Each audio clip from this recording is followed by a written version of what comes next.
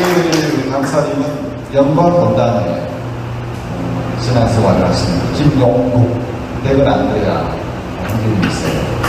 그런데 박수를 쳐주시죠.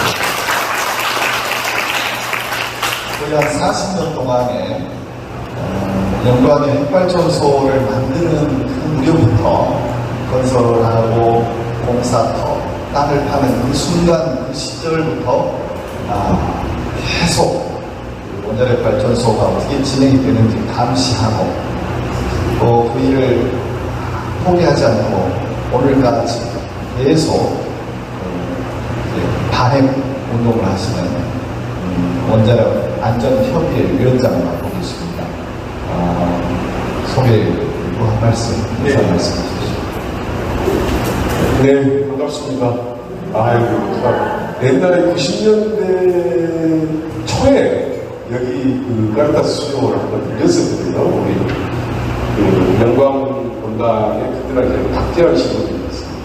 박재환 신부님 나고 그때 무슨 일로 해가지고 여기를 한번 왔다가 여기 갔는데 와서 보니까 완전히 그때하고는 뭐 비교할 수가 없이 반갑습니다. 저는 이제 25살 때 결혼을 했어요. 25살 때 결혼을 했는데 그게 86년도입니다. 86년도에 이제 결혼을 이제 했는데 그 전에 이제 무슨 일이 있었냐면 그 체르노빌 사건이 4월 21일 날 이렇게 있었잖아요. 근데 이제 그 가덕 동네에서 입회를 해가지고 이제 활동을 하고 있는데 그쪽으로 파견을 한 거예요. 영광에 이제 핵발전소 반대단체가 있는데 거기 가서 이제 들어와라.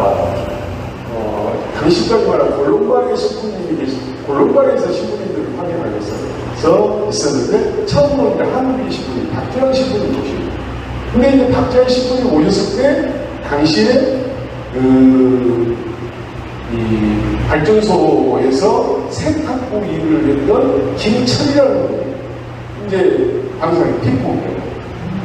그렇게 해가지고 이제 우리가 영광 성당에서 언제는 생각하는 모임을 만들어서 그때부터 이제 도대체 뭐가 문제야 하고 들어가서 보니까 정말 심각한 세상에 얼마나 그 핵발전소가 얼마나 위험한 겁니까? 근데 그걸 부시면서 하고 그리고 이제 어떻게 하냐면 계속 우리가 조금 움직이니까 발전소에 그 다녔던 사람, 그 공사를 했던 사람들이 계속 와서 뭐를 하냐? 이게 제보를 해요.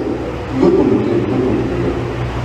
그러면서 이제 그때 당시에 광주 정평이 적극적으로 달라붙어서 광주 대교구가 같이 영광 핵발전소가 관련해서 싸웁니다. 그런 부분이 좀 있었습니다. 그래서 그 관련해가지고는 좀 이따 이제 핵발전소의 문제점들을 이야기를 하면서 할 수 있도록 하겠습니다. 예. 반갑습니다. 네, 그러면 시작기도 하고 시작하겠습니다. 시작 기도를 참여받은 소속 교황님 끝이 비편해 보니까 우리의 지구를 위한 기도가 있더라고요. 시작 기도를 이걸 읽고 시작하도록 하겠습니다. 성부와 성자와 성령의 이름으로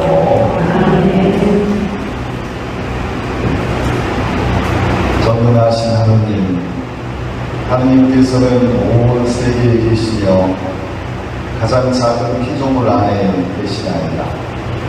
존재하는 모든 것을 온유로 감싸 안으시는 하느님, 저희에게 사랑의 힘을 부어주시어 저희가 생명과 아름다움을 돌보게 하소서.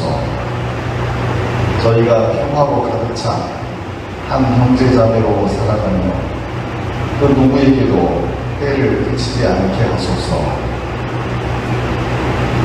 오 가난한 이들의 하느님, 저희를 도와주시어 저희가 하느님 보시기에 참으로 소중한 이들, 이 지구에 버림받고 잊힌 이들을 구하게 하소서.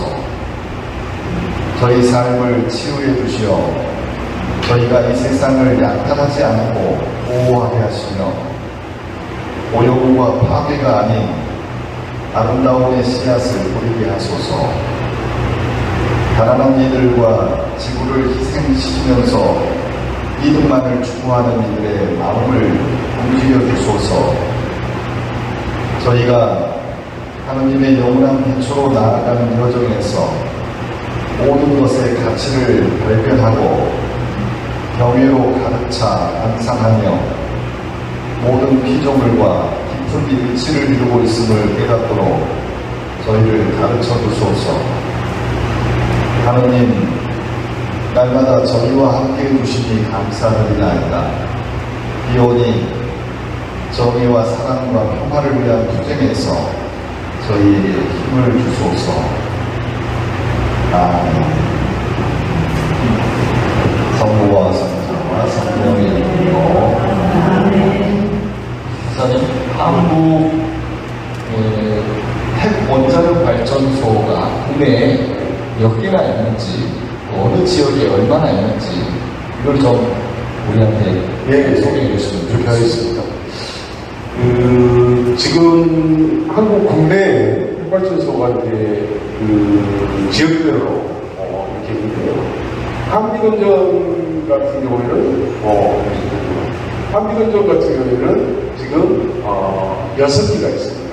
그리고 1, 2호기가 지금 1호기가 25년 12월 22일, 그 다음에 2호기가 26년 9월 11일이면 끝나는 것도 있어요. 이걸 지금 수명연장을 하겠다고 하고 있거든요. 지금 고리가 있고 신고리가 있고 그렇습니다만, 고리 1호기는 이미 폐쇄가 됐고요. 그 다음에 2호기, 3호기, 4호기를 수명연장을 하려고 하고 있습니다. 영광보다 빠릅니다.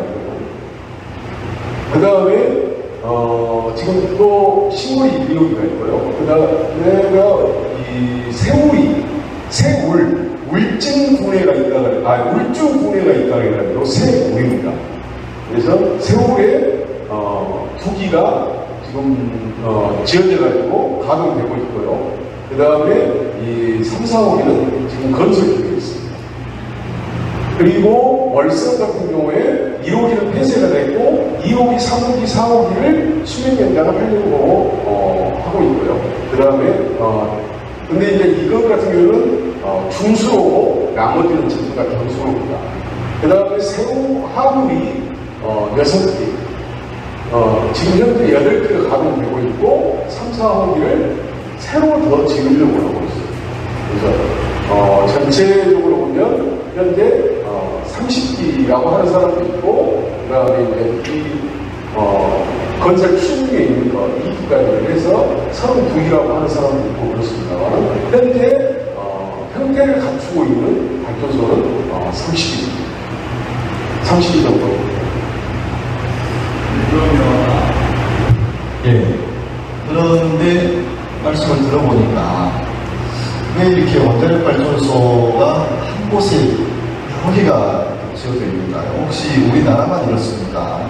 아니면 지금 우리나라가 세계에서 원전 밀집도가 가장 높거든요. 그리고 이렇게 한 이유가 어떤 거냐면 여기는 6기, 그 다음에 지금 여기 세울하고 고리 원전 이렇게 있잖아요. 근데 여기는 바로 붙어져 있습니다. 바로 붙어져 있어요. 그래서 여기 같은 경우에 총 10기, 그 다음에 월성에 6기, 한울이 10기 이러잖아요. 근데 전 세계적으로 이런 경우는 없습니다. 전 세계적으로 제일 많다고 하는 데가 6개 정도거든요. 근데 우리나라는 이렇게 지금 많이 한국 때문에 이렇게 많이 들어가는 이유가 어떤 거냐면 건설비를 줄이기 위해서 그럽니다. 그리고 여러 군데에 퍼져먹게 되면 이거에 대한 반감이라든가 반대라든가 이런 것들이 심해질 것을 염려해가지고 한 군데다 몰아붙여버리고 있는 거죠. 그래서 이것 같은 경우는 전 세계적으로도 없는 그러한 부분을 건설비를 낮추고 관리비를 낮추기 위한 하나의 방편으로서 하는 거다. 이렇게 봅니다. 그러면 우리가 살고 있는 우리 호남 지역에는 영광의 고기가 지금 밀집되어 있는 고기가 전부인데요. 근데 왜 이 지역에서 본래는 6호기만 계획을 했던가요? 아니면 그 전에 처음에 할 때부터 6개호기로 계획을 했었어요. 근데 이제 많은 사람들이 7, 8호기, 뭐 11, 12호기 이렇게 이야기하는데 당시에는 1, 2호기 지을 때 당시에는 7, 8호기였죠. 전국에서 7, 8호기였어요. 그 다음에 전국에서 11번째, 12번째 지역들이 발전소가 이렇게 해가지고 이제 하는데 16개국만 하고 있는 그러면 왜 호남 쪽에 영광에다가 이 핵발전소를 지으려고 생각했을까요? 지금 동쪽에가 다수 발전소가 있는데 서쪽에는 지금 영광 한 곳만 있지 않습니까? 그렇습니다. 근데 원래는 저게 지금 부안 격포 있는 데로 들어가게 돼 있었거든요.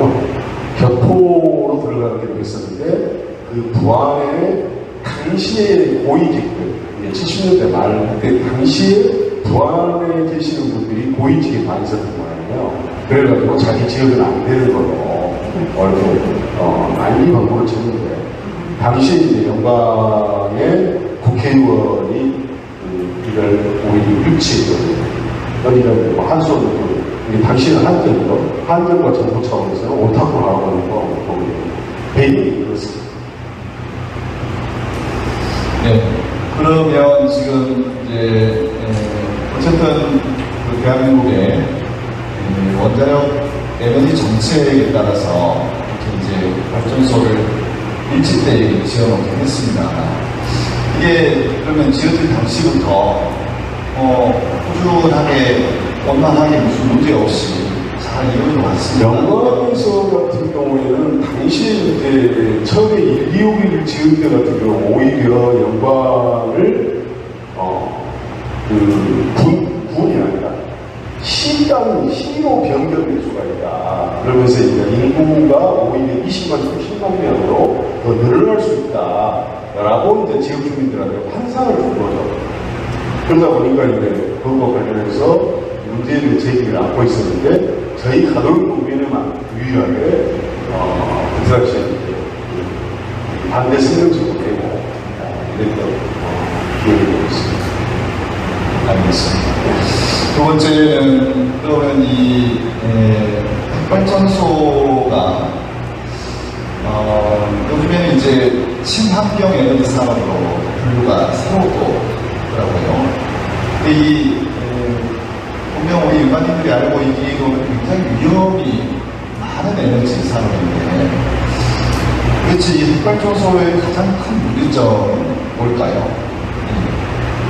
실질적으로 이제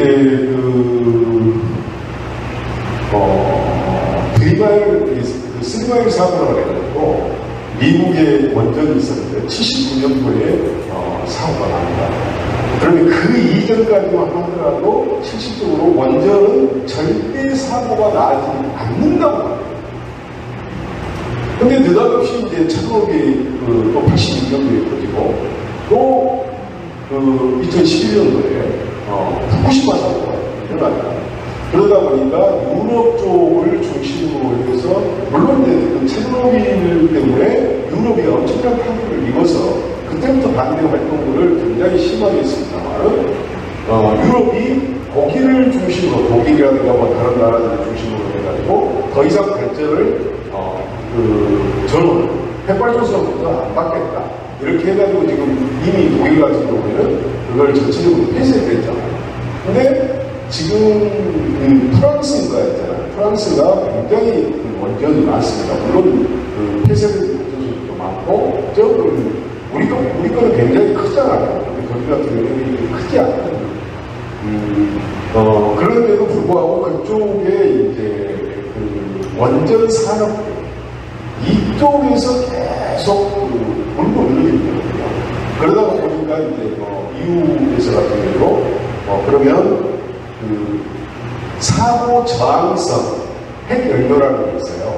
지금 이거 같은 사고가 났을 때 수소가 발생했습니다. 파괴되는 어떤 이러한 현상들이 많이 벌어지는데 그걸 사고 저항성을 하게 되면 수소가 생성이 안 되는 거고 그 다음에가 고준위 핵폐기물을 어떻게 처리할지를 2050년도까지 어떻게 처리할지를 내놓게 되면 그걸 친환경으로 공급해주겠다는 이후 텍소노미라고 합니다. 그래서 이제 그쪽에서 그렇게 하고 있는데 어떻게 됐든지 간에 핵발전소와 관련해가지고는 위험성은 전체적으로 다 인지를 하고 있는 상황입니다.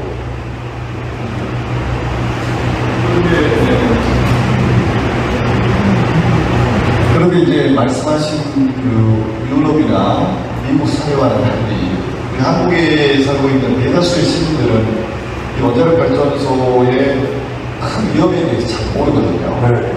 이제 원자력 발전소가 있는 그 지역민들은 어느 정도 좀 이렇게 인지하고 있는 것도 있겠지만 그 외 타 지역의 시민들은 잘 모르기 때문에 이 원자력 발전소가 가지고 있는 가장 큰 위험, 또 이 원자력 에너지 산업이 갖고 있는 가장 큰 위험성, 왜 이렇게 수명을 연장해서까지 계속해서 이 원자력 에너지 산업을 끌고 가려고 하는 것인지.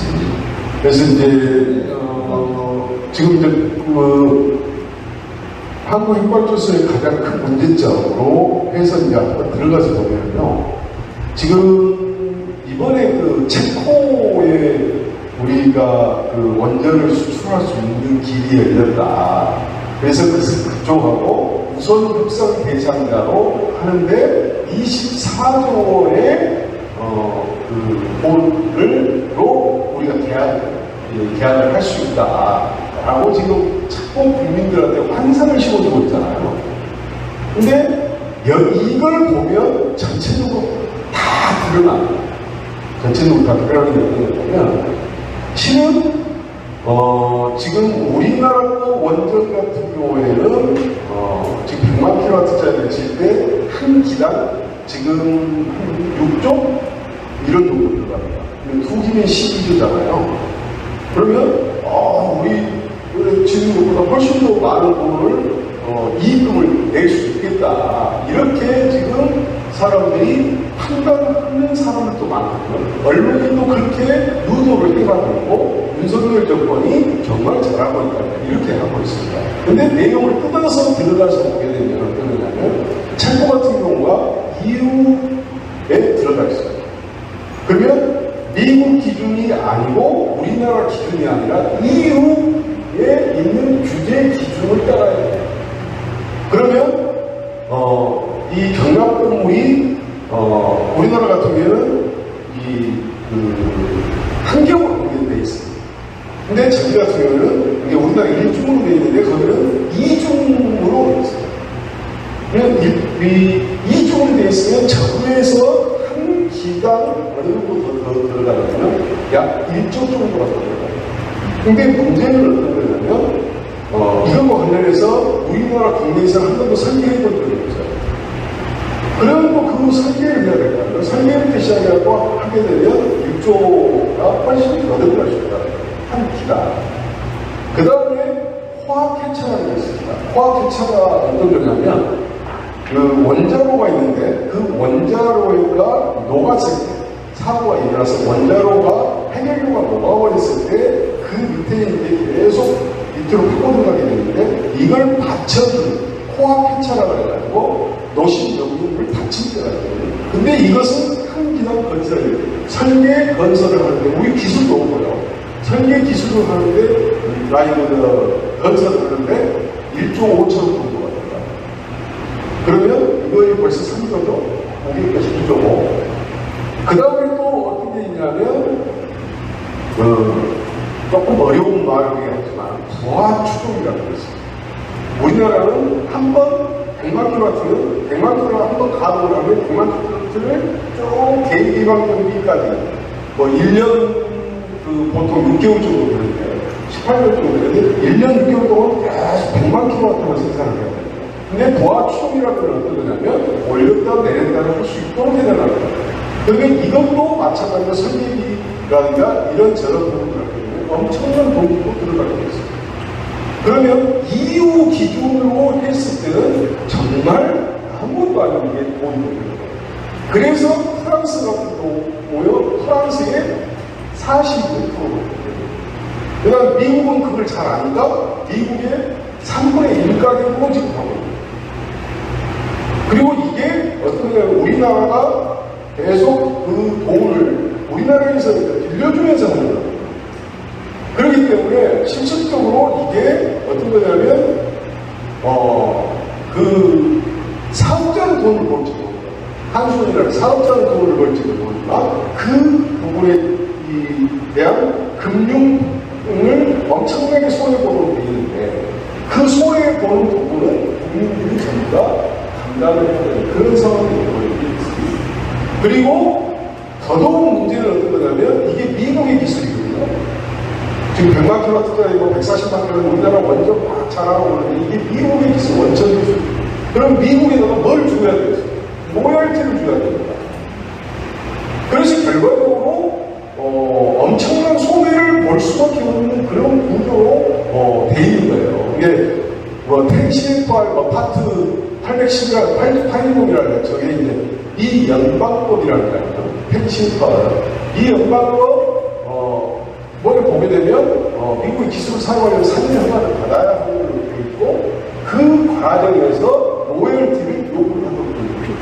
그래서 결과적으로 아무런 이익이 없는 상태임에도 불구하고 막 TV라든가 신문이라 도배하는 거죠. 마찬가지로 우리나라 원전과 관련해서도 어떤 문제가 발생했다.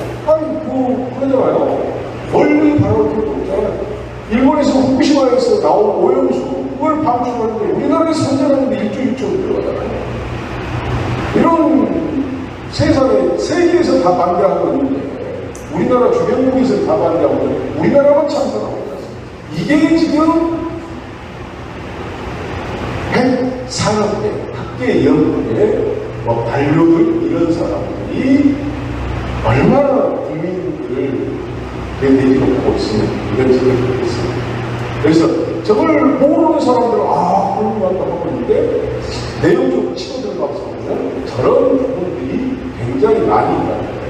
그래서 실질적으로 굉장히 지금 신부님께서 말씀하시다시피 왜 이런 부분과 관련해서 이렇게 전반적으로 저쪽에서 저렇게 나가느냐 하면 이런 부분으로 해서 어떻게 했냐면 자기들은 돈을 봅니다. 전문가들 같은 경우에 그 설계라든가 뭐 이런 거 저런 걸 하게 되면 엄청난 돈을 볼 거 아니에요. 그러면 그 교수들이라는 사람들이 얼마 몇 명 안 되거든요. 연구원이라는 사람들이 몇 명 안 돼요. 저쪽 관련하는 부분만 합니다. 그러면 그 사람들 뭐 1년에 10억 번의 사람, 20억 번의 30억 번의 사람이 그 사람들이 무슨 양심 따져가면서 그런 걸 하는 사람들이 아니거든요.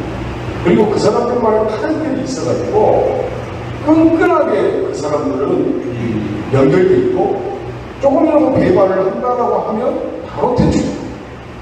그렇기 때문에 거기에 붙어 살려고 열심히 노력하고 있는 거예요.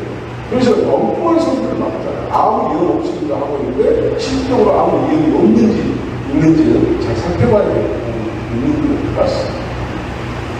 그렇다면 그런 문제가 몇 년 동안 이렇게 계속 배워왔을 것 같아요. 그러면 이전에 그런 핵산업이 가지고 있는 어떤 부정적인 아까 말씀하신 카르텔 이런 것들을 좀 정리하고 제재할 수 있는 그런 법적 장치를 주지 못했을까요? 네. 이전 오히려 세계적으로도 그렇습니다. IAEA 있잖아요. IAEA라든가 이런 데 같은 경우는 핵진흥을 목표로 하고 있어요. 핵진흥. 그래서 일본 후쿠시마 오염수 같은 경우에도 그 사람들을 불러다가 홍보하자고. 괜찮습니다. 그리고 이제 그 카이스트의 정영 그 교수 같은 경우에 뭐라고 이야기합니다. 삼국수 아무것도 합니다. 멸치대가리 하나 먹는 것만 못합니다. 이렇게 이야기했거든요. 그러면 이런 것 같은 경우에 왜 우리가 잘 조금 국민들이 인식을 하지 못하는 이유가 하나가 있다는 너무 용어가 전문적이에요. 그러다 보니까 실질적으로 여기에서 같은 경우에도 저도 이제 이유 기준. 그러면 여기에 계시는 분들이야 이유가 이제 유럽 국가 연합이라든가 것을 알고 계시지만 일반인들 같은 경우는 잘 모르잖아요. 특히 시골의 할머니들 같은 경우는 더더욱 모르지 않습니까?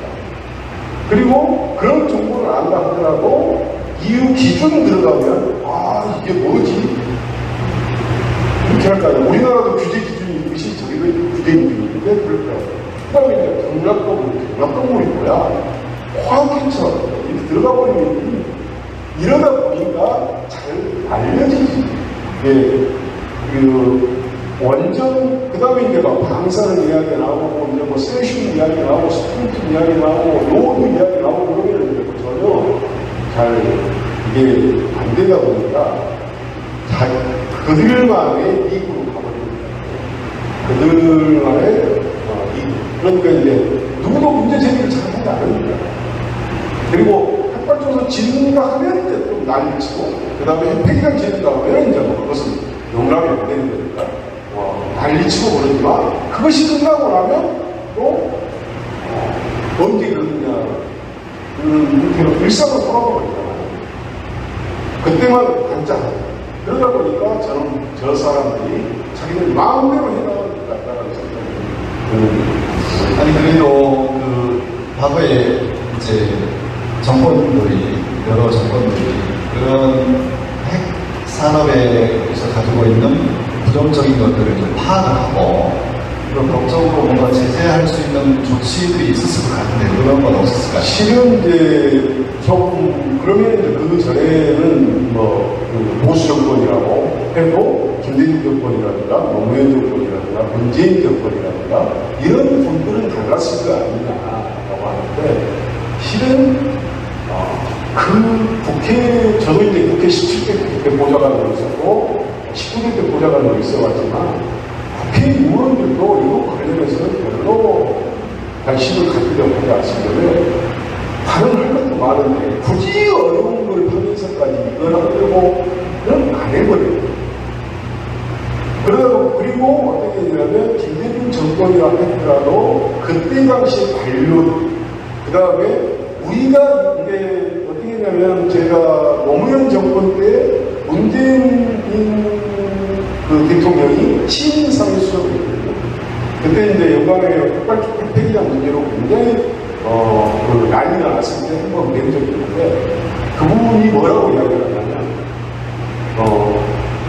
저 사람들이 이야기할 때 그러니까 그 핵산업계에서 와갖고 이야기할 때는 굉장히 쉽고 논리적으로 이야기를 합니다. 근데 당신들 이야기는 알아들을 수가 없다. 우리가 뭐 근데 이 이야기를 하는 겁니다. 그러다가 보니까 자꾸 위축되고 위축되고 그래서 이것을 그 안에 이제 물론 후쿠시마 사고 이후에 전문가분들이 우리하고 좀 그래서 같이 하고 있기는 합니다. 그렇지만 아직은 저희들의 목소리가 굉장히 저는 너무 어렵다 보니까 실질적으로 그걸 또 어떻게 풀어서 또 이야기를 해줘야 되는데 그 풀어서 이야기하기도 굉장히 어려운 이런 부분들이 있다 보니까 아무래도 그 김대중 진보 정권이라 하더라도 어쩌지를 못해버리는 이런 상황이 됐습니다. 네,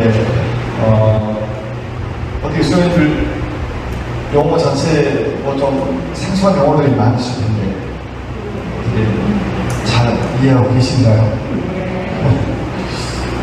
세 번째 질문은요. 지금 수명 연장을 하려고 하는 것이 그러니까 경제적 이익으로 따졌을 때 새로 지을 때는 수조의 돈이 들고 설비를 제대로 한다 그러면 엄청난 돈이 들기 때문에 설비 수명이 다 된 그 원자로를 다시 연장해서 가동하는 것이 더 이익이 나오는 판단하에 이제 이런 수명 연장 기회를 추진하고 있는 것이 아니겠습니까? 그렇다고 하면은 과연 그러면 이제 어떤 모든 산업들이 이렇게 사업들이 환경 영향 평가를 하지 않습니까? 사업 전에 지금 우리 이제 한수원에서 지금 추진하고 있는 것이 그러면 이제 수명 연장을 위한 환경 영향 평가 그 앞에는 이제 원자력은 방사선이라는 말을 쓰더라고요. 방사선 환경영향평가.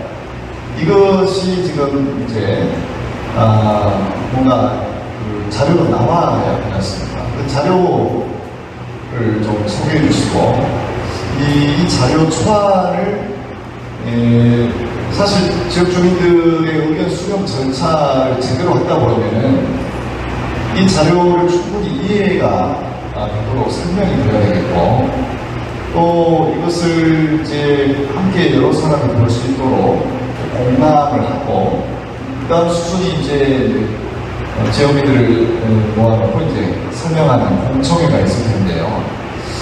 지금 해당 우리 한필 원전 근방에 있는 6개 구에서 한수원이 추진하려고 하는 이 방사선 환경 영향 평가에 대해서 왜 이렇게 민감하게 반응하고 있는지 설명을 좀 해주시기 바랍니다. 지금 이게 한빛 1, 2호기 방사선 환경 영향 평가서 초안이거든요.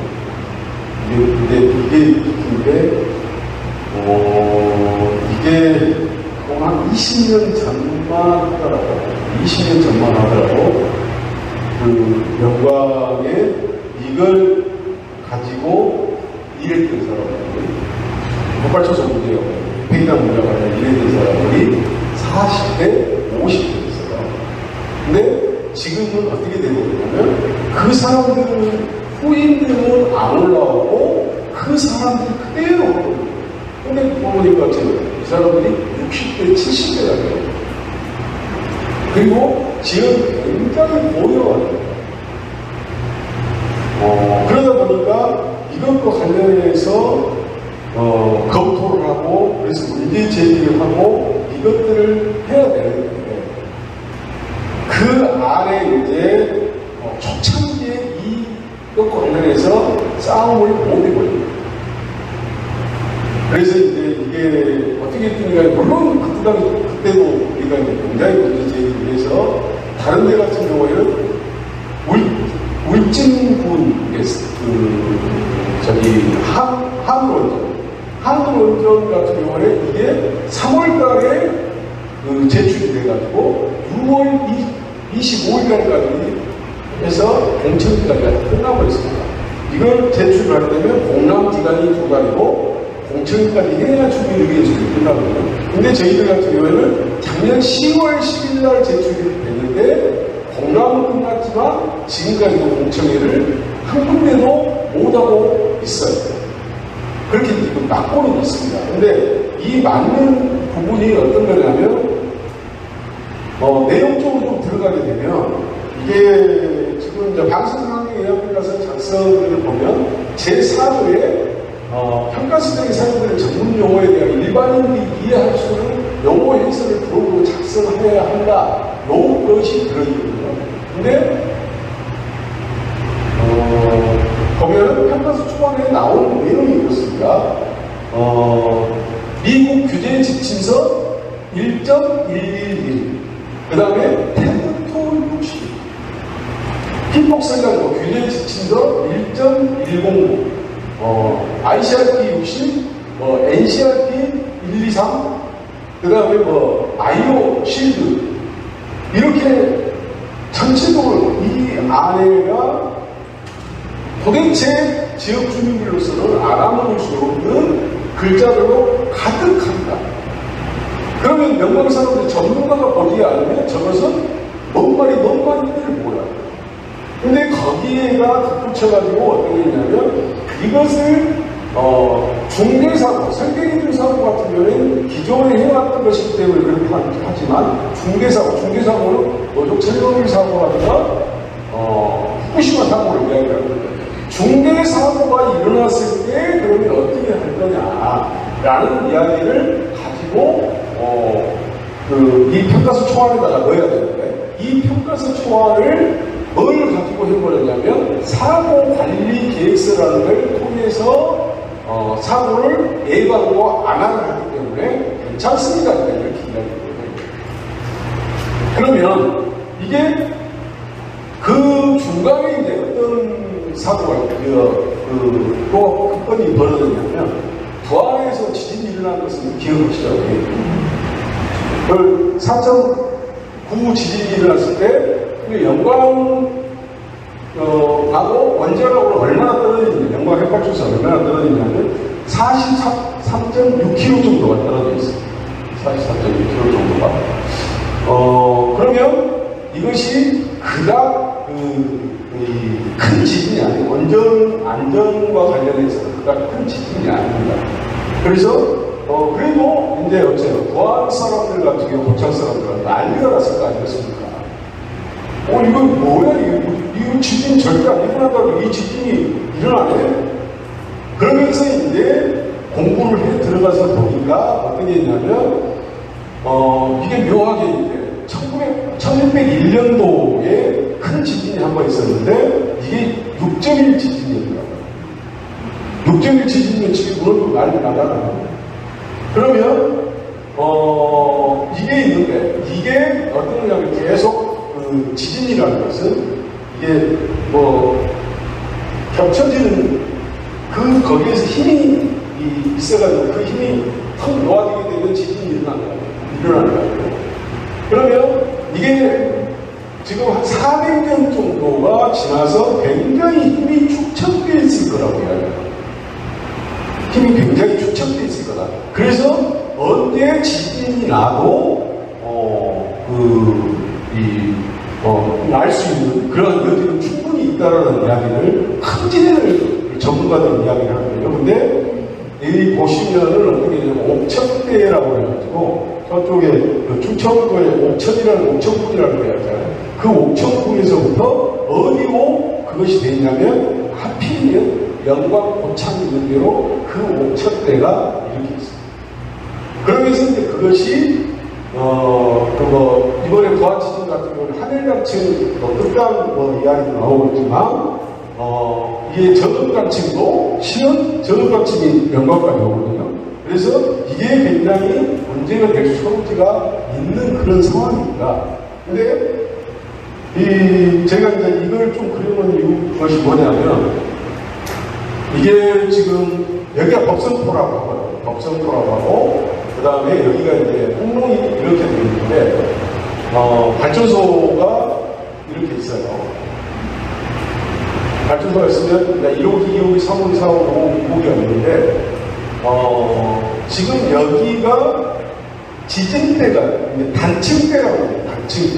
단층대가 이렇게 있습니다. 이게 지금 그러면 한손에서 설계를 잘해서 했을 거 아니냐라고 볼 거 아니에요. 아니, 이게 언제냐면 97년도에서 이걸 정부가 조사를 해서 발표를 한 겁니다. 그 전에는 이거 있는지조차도 몰랐어요. 그러면 영광 1, 2, 3, 4, 5, 6고기가 6, 이제 5, 6고기가 언제 그 허가가 나가고 방사선 환경영향 평가를 했냐면 94년도 3월달에. 그러면 이걸 만들기 훨씬 전에 뭐에 그랬어요? 지진조사를 해서 이 조사 보고서에 됐습니다. 그러면 91년이랑 92년도에 했다는 거예요. 그러면 97년도에 나중에 발견된 것은 여기에 반응이 안 돼 있다는 거예요. 그 다음에가 뭐가 있냐면 이쪽에가 금정산이 하나가 있고요. 그 다음에 복대산이 있습니다.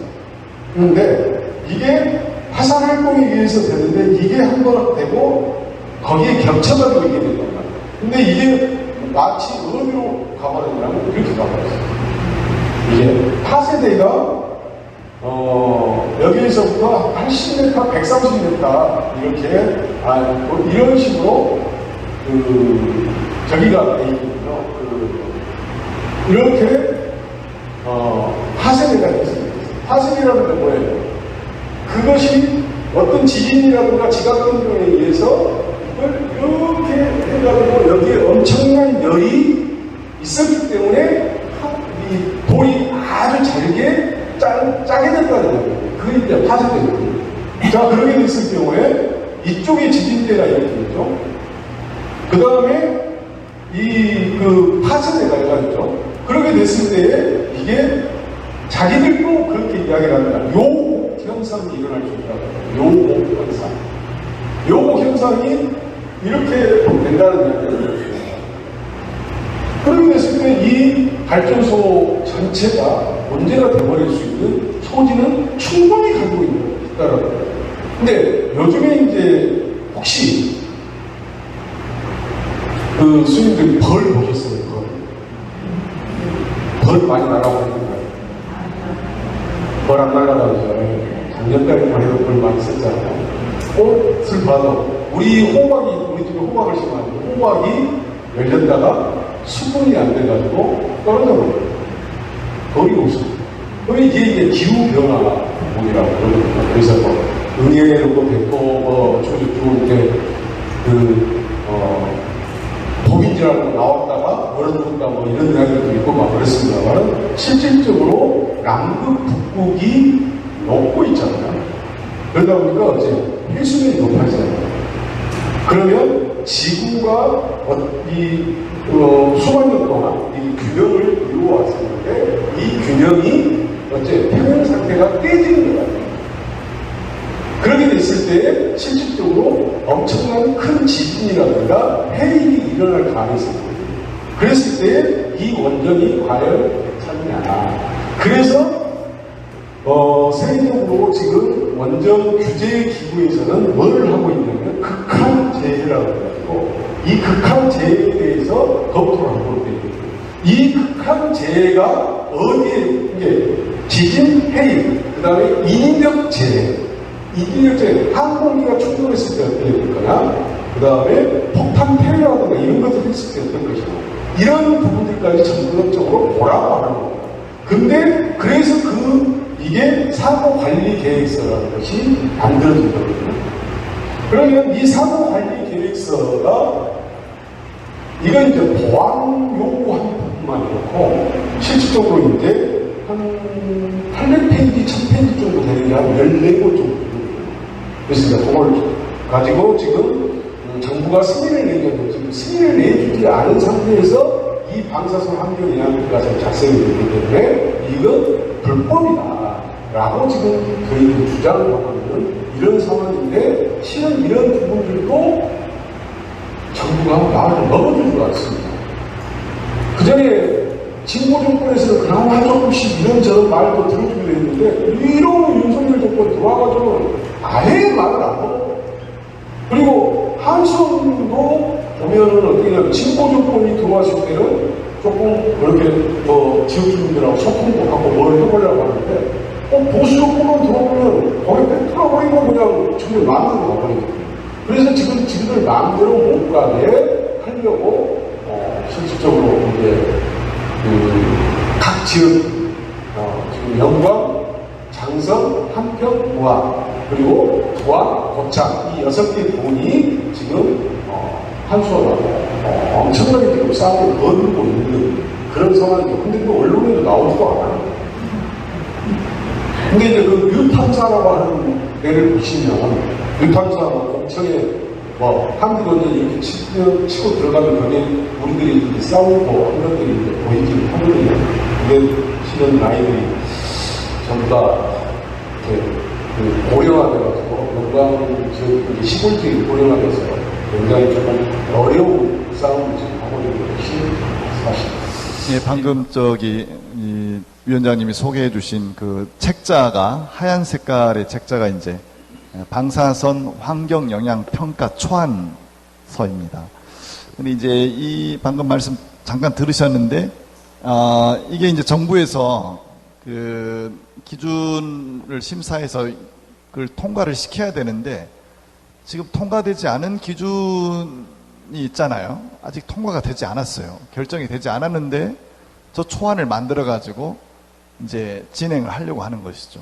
이 초안에서 가장 또 지역 주민들이 크게 생각하는 부분들이 있습니다. 그 잠깐 설명을 하시다가 말았습니다만 그거는 잠깐 쉬셨다가 한 5분 10분? 예, 한 10분 쉬셨다가 평가서 초안이 가지고 있는 그 부족한 점이 무엇인지 또 지역 주민들이 지금 그 부분을 가장 크게 생각하고 있는데 뭐가 지금 보완이 돼야 되는 것인지를 휴식 후에 설명드리도록 하겠습니다. 예, 한 10분 휴식하시기 바랍니다. 예, 이제 2교시 시작하겠습니다. 2교시 수업은 좀 일찍 끝내는 게 좋을 것 같아서 조금 더 요약하도록 하겠습니다. 예. 예, 이 시간에는 아까 첫 시간에 이제 설명을 하시다가 말았던 부분을 이어서 하도록 하겠는데요. 이제 7월 21일 날, 7월 11일 날, 제가 살고 있는 한평 지역에서 기자회견을 했습니다. 그것은 이제 한수원이 우리 방금 위원장님 말씀하셨던 그 방사선 환경 영향 평가서 초안을 가지고 이제 뭐 초안도 문제가 많은데 이거를 지자체 공람을 이제 이렇게 공적으로 돌려봐라 하는 공람이라 하거든요. 공람을 하고 나서 이제 그 다음 수순이 이제 공청회가 있는데 이런 것들을 이제 가장 시골 농촌이 바쁠 때가 농번기이지 않습니까? 6월이 이제 모심과 굉장히 바쁠 모내기철 바쁜 철인데 공청회 날짜를 그대로 잡은 거예요. 그래서 이 날짜로 잡으면 농민들이 바빠서 올 수가 없다 하고 지자체 각 군청에서 공문을 다시 이렇게 보냈습니다. 그랬는데 일방적으로 그게 이렇게 타협이 안 되는 거예요. 공문을 보내는 것은 이제 지자체 군청 공적인 기관하고 한수원의 공기관 공적인 기관이 공문사항으로 이렇게 충분히 협의가 돼야 될 내용들이 있지 않습니까? 그런데 그게 이렇게 소통이 안 되는 거예요. 그래서 날짜를 정해 놓을 테니까 그때 따라와라 하는 거예요. 그러니까 어떻게 해요? 지자체에서는 이거 군청에 일하는 그 담당 과장이나 이런 분들도 자존심이 있죠. 예. 그래서 도대체 한수원 너네가 뭔데 공적인 우리 군청 지자체를 겁박하느냐. 이제 열이 받은 거예요. 그래서 그렇게 할 수 없다. 마침 그러던 차에 이제 환경운동하는 또 시민사회단체가 함께 모여서 이걸 어떻게 했으면 좋겠느냐. 그 다음 각 구원에는 또 의회가 있지 않습니까? 의원들한테 이걸 알려서 이걸 어떻게 대응할 것인가. 이 빠른 시간 내에 많은 모임들이 막 움직이기 시작했습니다. 그래서 이걸 대외적으로 좀 알려야 되겠다. 그리고 이렇게 공문상으로 또 대화로 해서는 도저히 우리가 이겨낼 수 없기 때문에 법적으로 이거를 절차를 좀 중지를 시켜야 되겠다. 그래서 가처분 소송을 하게 됩니다. 이 소송을 하는 날짜가 7월 11일 날짜였는데 6월 11일이었는데요. 우리 아까 박사님 말씀하신 부안에서 지진이 일어난 날이 6월 12일입니다. 저희가 기자회견을 하고 대외적으로 이런 문제가 있습니다 하고 알리고 났는데 그 다음날 아침 8시 10분경에 제 방이 막 움직이더라고요. 그런데 그 부안에서 4.98이 지진이 났는데요. 약간의 피해는 있었습니다. 그런데 가장 놀란 사람들은 누구였을까요? 한수원이죠. 한수원이 놀랐습니다. 그래서 보도자료를 바로 내고 우리가 그토록 농번기 피해서 공청회 날짜를 따로 잡자 했는데 그때는 아무런 대답이 없던 사람들이 보도자료를 지진이 났더니 7월로 미뤘어요. 그러니까 미룰 수 있는 일이었다는 거죠. 그렇죠? 지진이 난 동네 이름이 뭔지 아세요? 진동. 아까 설명을 하셨죠. 1601년도에 6.1 지진이 났던, 한번 지진이 났던 곳입니다. 그 이름도 마을 이름이 진동이에요. 지진이 났다는 거예요. 그럼 앞으로 또 일어날 수 있습니다. 그죠? 지진대가 있는 마을이기 때문에. 그런데 이제 이것에 대해서 그러면 한수원이 핵발전소 처음 기초를 다질 때부터 그럼 내진 설계를 했느냐? 요즘 내진 설계를 많이 하고 이렇게 아파트도 새로 지어진 아파트는 내진 설비를 하지 않습니까? 그러면 이 핵발전소는 내진 설계가 돼 있고 설비가 돼 있느냐? 아니라는 거죠. 그럼 이게 만일에 이제 이걸 핵발전소를 덮고 있는 이게 경납고라고 경납 건물이라고 제가 들었습니다만 여기에 만일에 뭔가 흔들려 가지고 자그마한 균열이라도 생겼을 때 뭐가 흘러나올까요? 이제 그 나오는 물질을 이제 방사선 물질이라고 하는 것입니다. 도대체 이 방사선이, 위원장님, 방사선이 뭡니까? 방사선은 또 어떤 위험이 있는지요? 이것부터 설명을 좀 부탁드릴게요.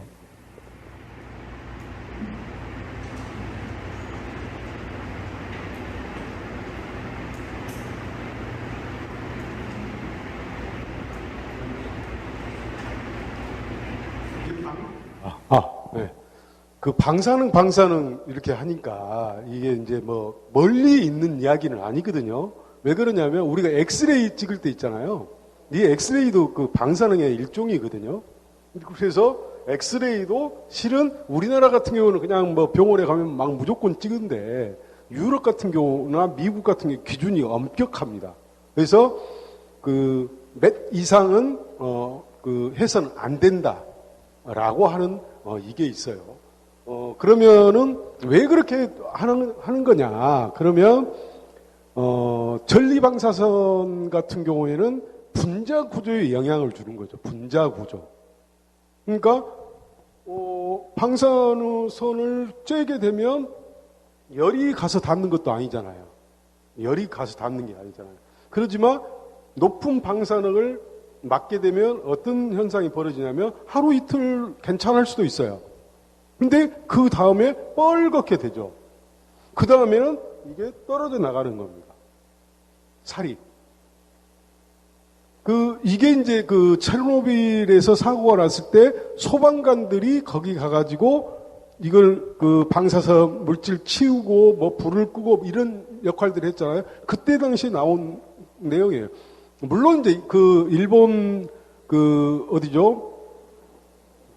후쿠시마 옛날에 핵무기, 예, 나가사키, 히로시마 나가사키 두 군데 떨어졌는데 거기 같은 경우에는 그냥 다 떨어져 나가 버렸잖아요.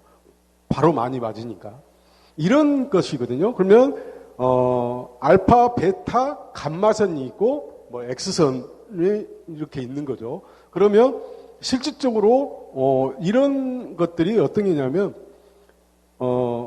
지진이라든가 테러라든가 뭐 여러 가지로 해서 중대 사고가 일어나는 중대 사고가 뭐냐면 원자로가 있는데 원자로 내에 있는 핵 연료가 녹아내려 버리는 겁니다. 그러면 거기에서 어째요? 방사능이 원자로에서 경락 건물 내로 들어갈 거 아니에요. 나갈 거 아니에요. 그리고 경락 건물 내에서 밖으로 나갈 수가 있죠. 그게 지금 방사선 환경 영향 평균 얼마나가 나가는지, 그 다음에 그것이 나가게 됐을 경우에 어느 정도 이 사람들한테 영향이 있는지 이런 것들과 관련해 해가지고 이제 여기에 적어놓은 거거든요. 그러면 뭘 해야 되겠어요? 당신들이 여기에서 중대 사고가 일어나면 어떻게 대피를 해야 됩니다. 그 다음에 거기에 방사능이 오염되게 되면 어떻게 돼요? 방사능이 오염되게 되면 그 물건은 못 쓸 거 아니에요. 그 다음에 제염을 한다고 하더라도 그 제염을 전체적으로 다 할 수는 없는 거니까요. 그렇게 되면 그 사람들이 어딘가로 대피를 해야 되고, 대피를 하게 되면 거기에 있는 모든 것들은 방사능 오염이 돼버리게 되면 못 쓰는 거니까 그거에 대한 피해 보상을 해줘야 될 거 아니겠습니까? 그리고 그거 제형까지 하는데 얼마가 들어갈 것 같아요? 917조가 들어간다고 나옵니다. 영광에서 사고가 났을 때. 고리에서 사고가 났을 때는 얼마나 들어가는 줄 아세요? 2400조 정도가 들어가요. 그래서 사고가 나면 우리나라는 끝입니다. 그런데 이제 그때 후쿠시마 사고 이후에 우리가 방사선 환경영향평가서라든가 이런 방사능 방제라든가 이런 것들을 전부 다 한번 검토를 해봤거든요. 그랬더니 이게 굉장히 문제가 심각하게 돼 있더라고요. 그래서 그러면 우리 영광 다른 데 사람들 하든지 말든지 우리 영광에 있는 신자들만이라도 대피를 할 수 있도록 하자. 근데 광주권까지는 아니다. 광주권을 넘어야 된다라고 했습니다. 왜? 광주 얼마나 될 것 같아요, 여기? 직선거리로? 여기 50km밖에 안 됩니다. 실질적으로 어떤 게 있었냐면요. 그, 일본에서 같은 경우에 그, 미야기현이라는 데가 있어요. 미야기현. 미야기현 같은 경우에는 한 7, 80km 떨어져 있거든요. 거기 같은 경우에 후쿠시마 사람들이 거리 대피를 했단 말이에요. 대피를 했는데 거기에 마치 그때 바람이 그쪽으로 불어가지고 거기에서 바람이 그쪽으로 불었는데 그나마 눈까지 내려버린 거예요. 어떻게 다 낙진됐을 거 아니에요. 그래서 지금도 그 자리 거기는 잘 못 갑니다. 사람들이 방사능이 높아서. 그리고 군마현이라는 데가 있는데 군마현 같은 경우에는 230km, 240km 떨어져 있어요. 이런 상황입니다. 그래서 영광에서 사고가 났을 그때 이제 93년도에 우리가 뭘 했냐면 그 박재환 신부님이 일본 다카키 진자부로라는 박사가 있는데 그 박사한테 영광에서 체르노빌 가스 같은 사고가 났을 때 어떻게 될 것인지를 시뮬레이션을 한번 해주라라고 했는데 대전까지 12시간입니다. 12시간. 대전까지 방사능 구름이 가는데 서울은 얼마나 걸립니까? 16시간. 백두산 꼭대기까지 가는데 3일밖에 걸리지 않는다. 그래서 실질적으로 여기서 사고가 나버리면 문제가 심각해지는 거예요. 자, 봐보세요. 그때 93년도에 또 우리가 뭘 날렸냐, 이 영광 앞에서, 이 발전소 앞에서 풍선에다가 헬륨을 넣어가지고, 헬륨을 넣으면 올라가잖아요, 풍선이. 그래서 날렸어요. 어디에서 이틀 있다 연락이 왔어요. 왔는데, 하나는 부산 수영구에서 왔습니다. 하나는 인천 송도구에서 왔습니다. 이렇게 되는 거예요. 그리고 이 바람이 오게 되면 보통 보면은 편서풍, 즉 여기는 편서풍 지구 자전에 의해서 편서풍이 불잖아요. 그러면 중국 쪽에서 이쪽으로 바람이 불어오잖아요. 그러면서 이렇게 올라가거든요. 그리고 이제 내려갔다 이게 자주 되니까 실제로 이 광주라고 해서 안심할 수 있는 지역이 아니거든요. 특히 우리 천주교 같은 경우에는 뭐 천주교 우리 광주대교 교구민들 어떻게 할 거예요? 이런 부분들이 없잖아요. 있습니다. 그래서 실질적으로 이 방사선 환경 영향 평가서를 작성을 할 때 그 대피는 어떻게 시킬 것이며 내가 대피를 해야 될 거 아니에요. 그 공람을 하는 사람들 같은 경우에 대피를 해야 되는데 내가 대피를 어디로 해야 되고 그 다음에 내가 대피뿐만 아니라 그 이후에 나의 때는 어떤 보상을 해줄 건데 이게 어디에 실려야 되냐면 이 방사선 환경 영향 평가서에 실려야 된다는 거예요. 이 부분을 빼버린 겁니다. 그래서 이게 문제가 되는 거고요. 잠깐 뭐 한 30초만 더 이야기를 하면 발전소에서 그 성산리라고 있는데 거기가 발전소에 한 1.5km 정도나 떨어져 있을 거예요. 내 친구가 살고 있는데 내 친구가 나한테 한번 물어보더라고요. 이거 뭐 어떻게 된 거야? 그랬더니 이게 바람을 전체를 계산을 해서 풍속이라든가 뭐 바람 안 불 때도 있고 불 때도 있고 그러잖아요. 전체적으로 계산을 해가지고 평균을 내서 해놓은 거예요. 평균을. 그러면 거기 같은 경우에 바람이 안 불 때가 더 위험할 거 아니에요. 거기는 더 고농도가 될 거 아니에요. 발전소에서 나오고 밖으로 바람으로 불어서 안 나가니까. 근데 거기 같은 경우는 괜찮다라고 나와요. 방사선 환경영향 평가서에. 이건 사기죠, 사기. 그래서 이런 것을 하면 안 된다라고 주장을 하고 있고, 그러는 과정에 하늘도 감동을 하셨는지 어쨌는지, 그, 부안군 행안면 진동이라고 하는, 그 진동, 신부님께서 말씀하신 지진을 일으켜가지고 공청회를 뒤로 미루게끔 만들어주는 이런 것들도 있고 그랬습니다. 실질적으로 그 방사선 환경 영향 평가서를 정말 엉망으로 만들어 놓은 겁니다. 자기들 규정도 안 지켰습니다. 그래가지고 엉망으로 만들어 놓고 이거 관련해서 공청회까지만 하면 끝나는 걸로. 그래서 이제 한평 사람들 1422명이 서명을 해가지고 이 소송을 했고, 거기에 탄원서를 또 이제 우리 광주 전남 광주 대교구가 그때 10,000 몇천 명인가 했죠. 그렇게 해가지고 지금 하고 있고, 그때 당시에 또 지역 주민들도 굉장히 좀 많이 한 3만 명 정도가 탄원서를 해서 했는데, 이게 이놈의 정권이 왜 이렇게 미쳐버리는지 모르겠는데, 법원조차도 한손 손들어줘 버려요. 윤석열이 손들어줘 버려요. 그래서 다시 지금 광주 그 법원에다가 지금 다시 소송을 해가지고 지금 계류 중인데요.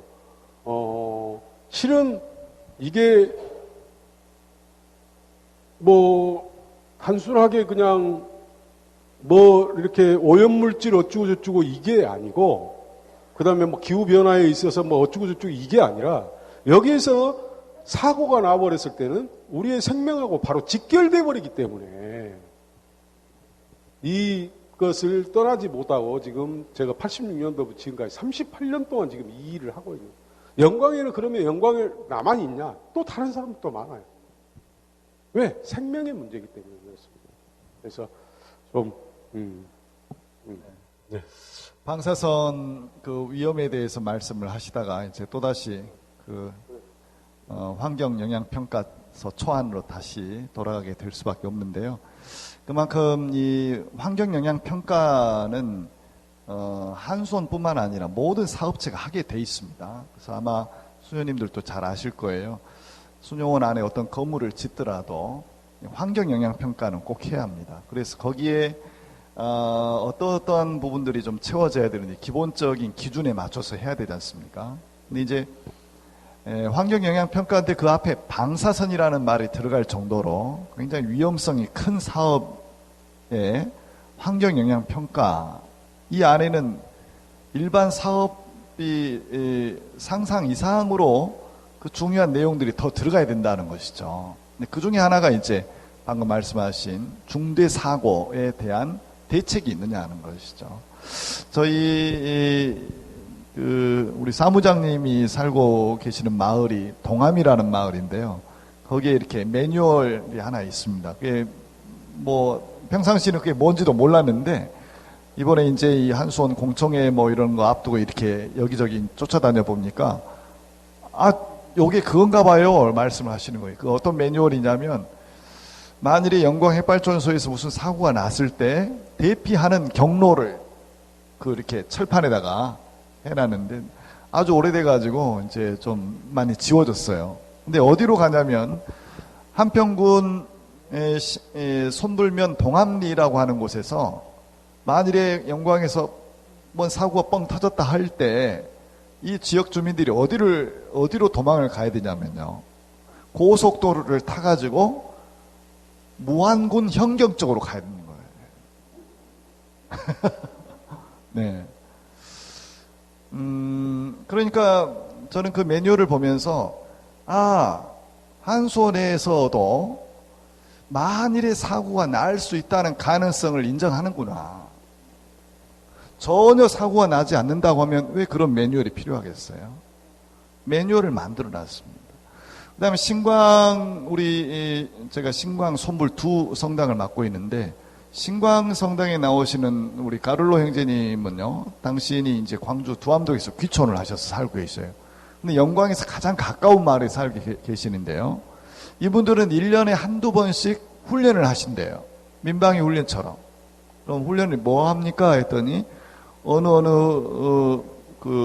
고맙습니다. 장소로 이동해가지고 잠깐 좀 숨어 있는 거래요. 그 장소가 어떤 곳입니까? 뭔가 이렇게 콘크리트 벽으로 좀 강하게 이렇게 좀 안전하게 만들어진 장소입니까? 보호막이 있습니까? 아니에요. 아니래요. 그냥 노인당 같은 집에 피신하는 거예요.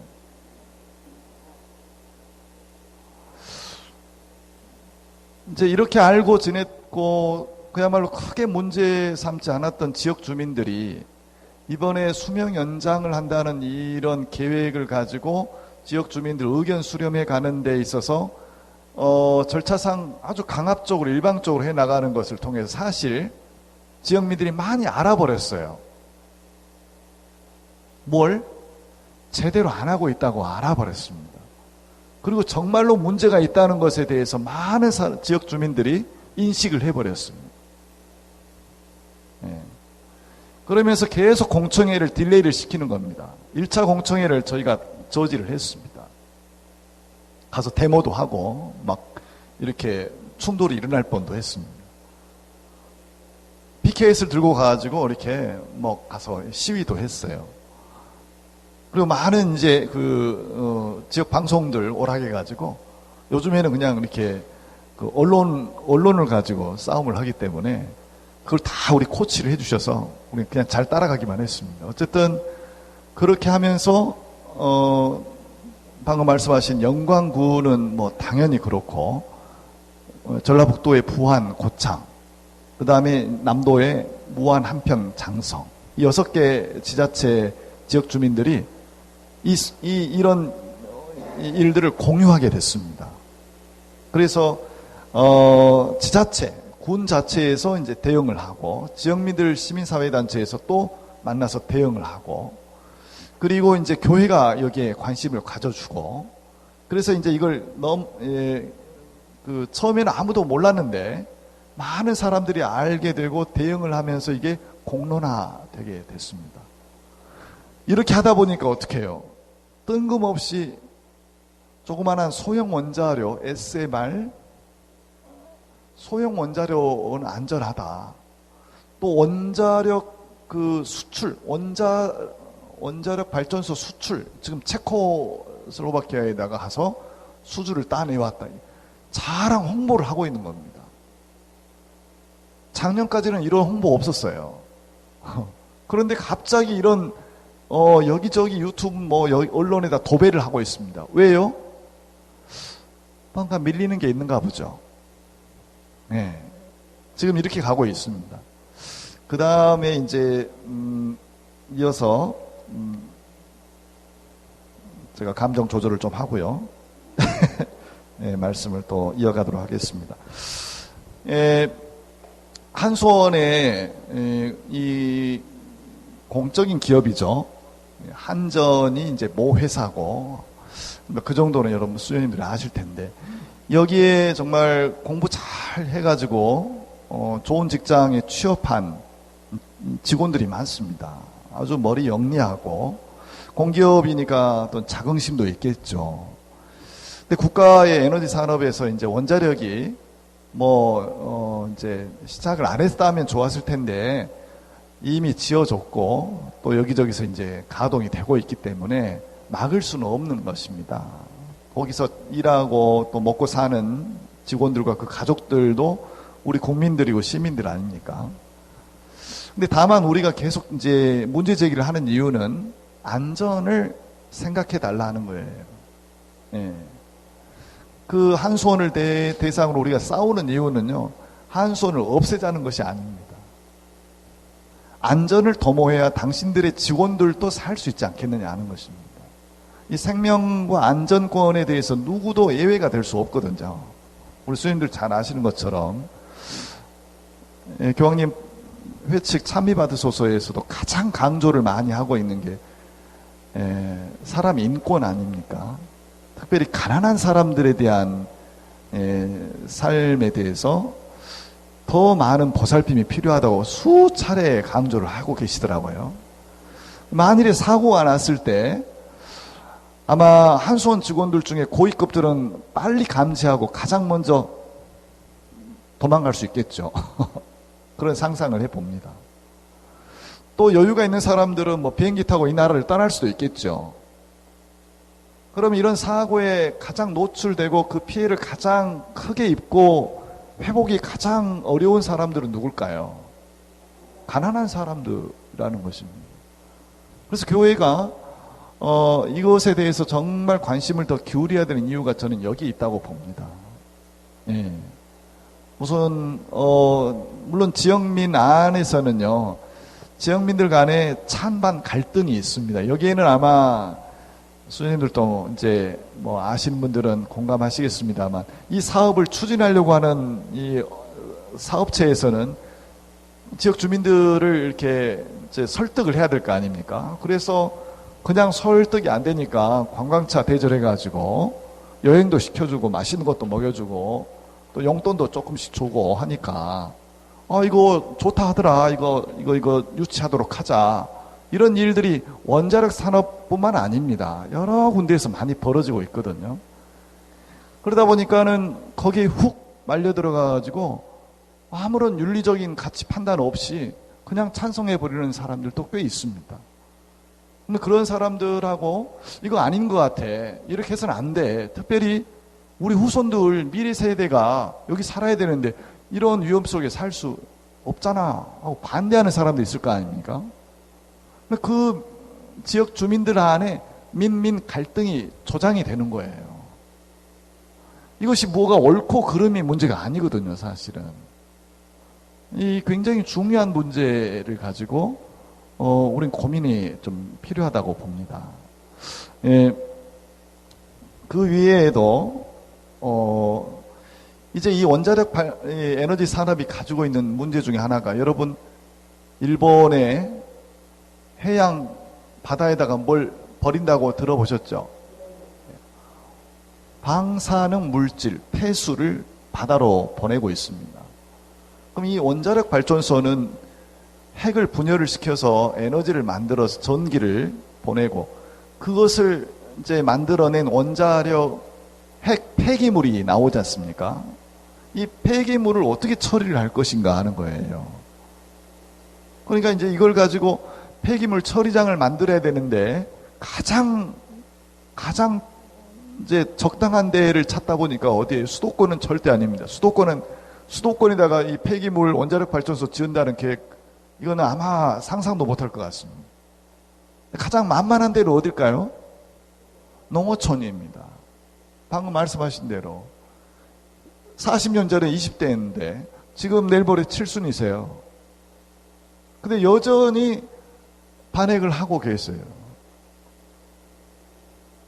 그러니까 농촌에는 고령화돼 가지고 여기에 대응할, 싸움을 할 만한 사람들이 없어요.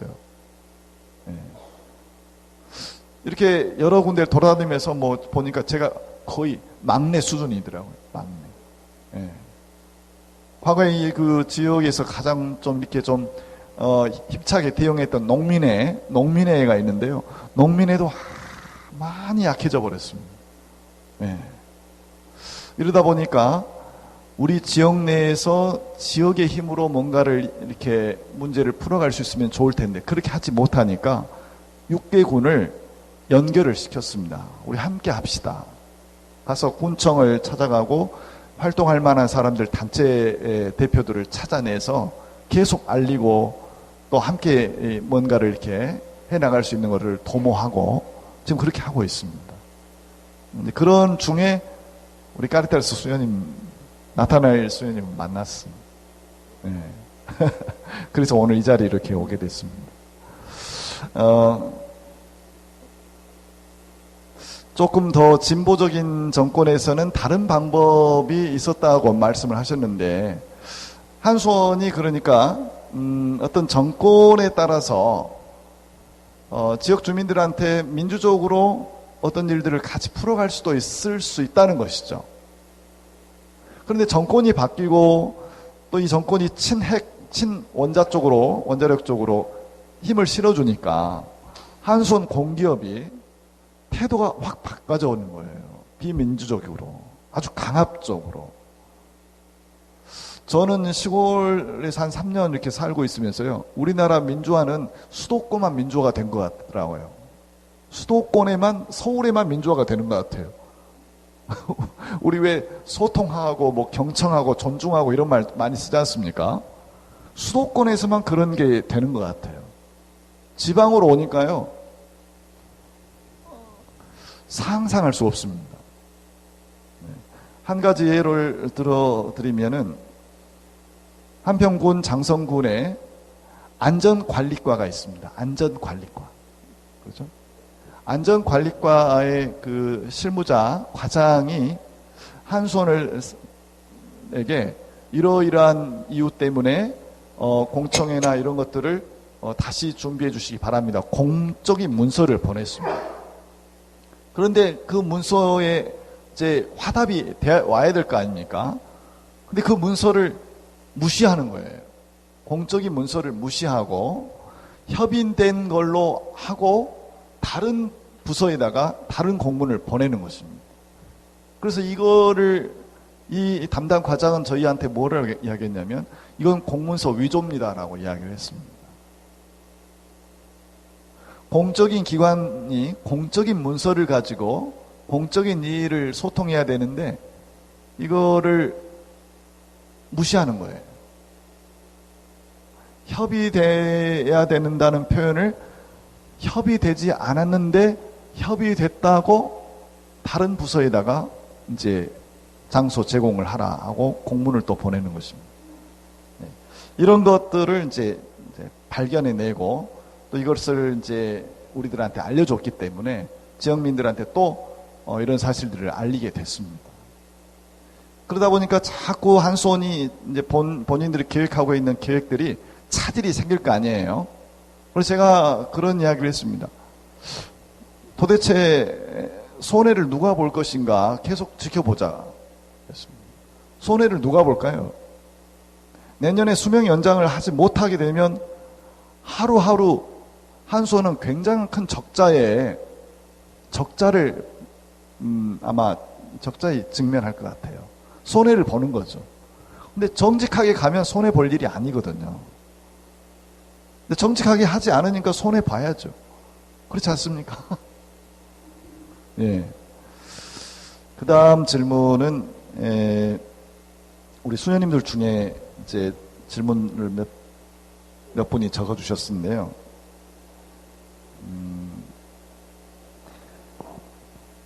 재생에너지에 대해서 이렇게 말씀을 해주셨습니다. 그래서 특별히 더해서 RE100하고 CF100 이것에 대해서도 함께 설명을 해주시기 바랍니다.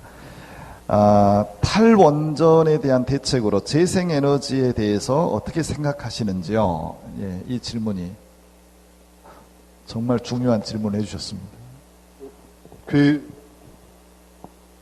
이제 조금 어려운 용어가 조금 들어갈 수 있습니다. 근데 이제 어떤 게 있냐면 9월 1일부터는 풍력이나 태양광 신재생 에너지를 허가 신청을 안 해줍니다. 개통 병입을 못하도록 정부가 막아버렸어요. 어디 지역? 호남 지역을. 왜 그러냐면 이쪽이 경상도 쪽 같은 경우에 저쪽으로 가게 되면 땅값이 굉장히 비싸가지고 실질적으로 신재생 에너지를 할 수가 없습니다. 태양광 같은 경우에는. 그러나 여기 같은 경우는 어째요? 땅값이 굉장히 싸잖아요. 그리고 이쪽이 태양이 굉장히 저쪽의 내륙 지역에 비해서 해안가 같은 경우에는 보통 한 3.5시간에서 4시간, 요즘 기술이 좀 발전돼가지고, 1일 평균 4시간 정도 발전을 하는데, 저쪽의 바닷가 같은 경우에는 5시간, 6시간까지도 가능합니다. 그래서 이 수익이 굉장히 나요. 저쪽에, 그래서 이제 바닷가 쪽으로 해가지고 태양광들을 굉장히 많이 하려고 하고 있죠. 근데 농지법에 막혀가지고 지금 이제 못하고 있는데, 그렇지 않고도 이제 굉장히 많은 사람들이 허가 신청을 해놨지만 송전 선로가 부족합니다. 여기에서 이제 수도권으로 올라가야 돼요. 근데 왜 그러면 이제 저걸 허가 신청을 아예 안 받냐? 어디하고 연계되겠어요? 한빛 125기가 200만 킬로와트입니다. 그러니까 2000메가. 그러면 신재생 에너지가 그만큼 차버리면 어째요? 송전선이 부족할 거 아니에요. 그러면 발전소를 이쪽에 이 핵발전소를 정지를 해야 될 거 아니겠습니까? 그래서 못하게 하는 겁니다. 이게 기가 막힌 거예요. 그리고 지금 이제 RE100이라 그래가지고 여기 같은 경우 어째요? 신재생 에너지로 생산되지 않은 제품에 대해서는 우리 회사에서는 너 걸 안 사겠다 이거 아닙니까? 그 다음에 EU 같은 경우에서는 어떤 게 있어요? 탄소 국경세를 매기겠다. 탄소 국경세는 여기에서 신재생 에너지로 생산해가지고 그걸 증명해내지 못하면 탄소 국경 세금을 매겨버리겠다 이러거든요. 그러면 우리 반도체라든가 여러 가지 것들이 있지 않습니까? 이걸 수출을 하는데 저 신재생 에너지로 안 했구만. 탄소 국경세 매겨버린다는 거예요. 그 다음에 RE100 같은 경우에 각 기업급, 이 애플이라든가 이런 대기업들이 있는데 이런 대기업에서 반도체, 누구 거 안 사, 이제. 어떻게 돼요? 근데 윤석열 정부에서는 뭐라고 이야기를 하냐면 CF100 해가지고 이 CF100은 뭐냐면 탄소, 24시간 탄소를 배출하지 않은 전원. 원자력 발전소다 이 말이에요. 그래서 CF100이 있기 때문에 그거 관련 없어. 이렇게 지금 주장을 하면서 신재생 에너지를 못하게 막아버리고 있거든요. 이게 이제 전력수급 기본 계획이라고 올해 이제 나오는 거고 2년 전에 만들 때 이 원전을 늘리고 신재생 에너지를 줄이는 것으로 해 나와버렸거든요. 이런 정말 상식적으로 이해가 가지 않는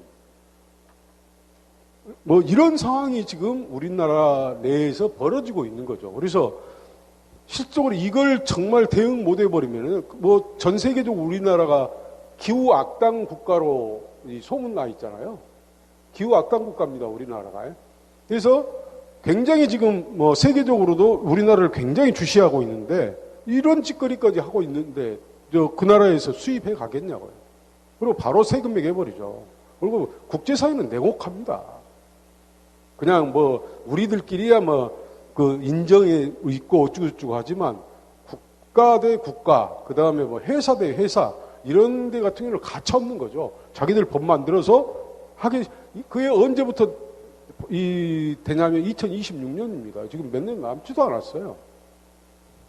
그러면 충분하게 신재생 에너지를 할 수 있음에도 불구하고 원전 때문에 신재생 에너지를 못하게 만들어버리고 있다는 것.